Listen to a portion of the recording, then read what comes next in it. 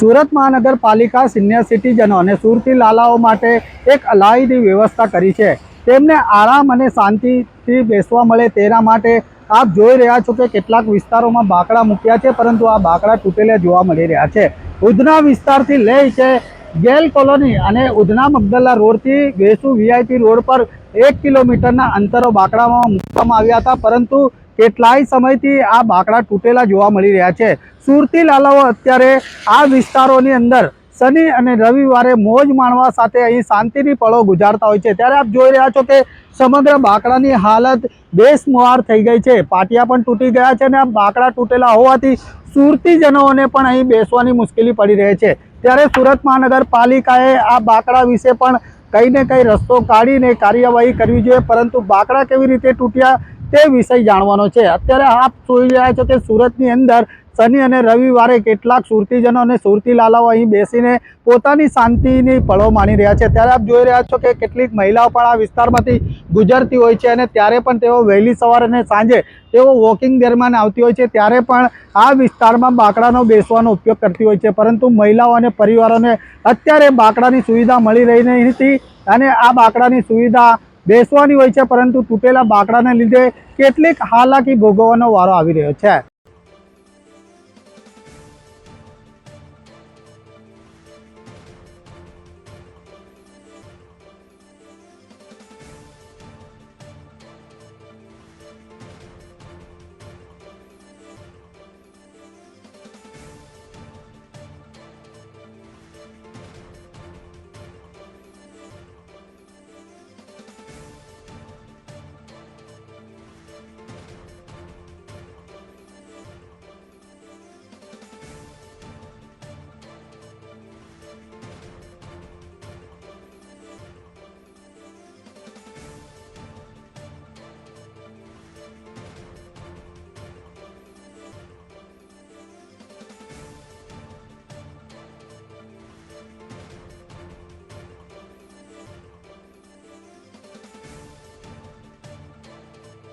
આ સુરતનો વેસુ વિસ્તાર છે અને અહીંયા લોકો સાંજે વોકિંગ કરવા, સવારે વોકિંગ કરવા આવે છે।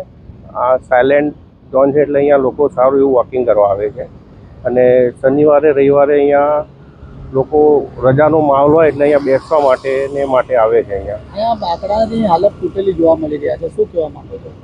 બાકડાની હાલત તો સાહેબ અત્યારથી ને ખાસા ટાઈમથી આવી તૂટેલી છે અને લોકોને અહીંયા બેસવામાં બી તકલીફ પડે છે। લોકો નીચે બેસી જાય છે એટલે બાકડા જે છે એ વ્યવસ્થિત બનાવેલા નથી। બધા અહીંયા જે લોકલ ફેરિયા છે એના પાટિયા તોડીને લઈ જાય છે, કાના બધું તોડીને બી લઈ જાય છે, એટલે બાકડા માટે બેસવાની વ્યવસ્થા અત્યારે છે નહીં કોઈ। સુરત મહાનગરપાલિકાના કોર્પોરેશન અને કોર્પોરેટરોની પાસે શું માંગ કરવામાં માંગ એ છે કે તમે આજે બાકડા બનાવીને પૈસા જે ખર્ચા કરો છો તો થોડા વ્યવસ્થિત બનાવો, જેથી લોંગ લાઈફ ટકી રહે, કોઈ એની છેડછાડ નહીં કરે, કોઈ તોડફોડ નહીં કરે અને લોકોને એની સુવિધાનો લાભ મળી રહે।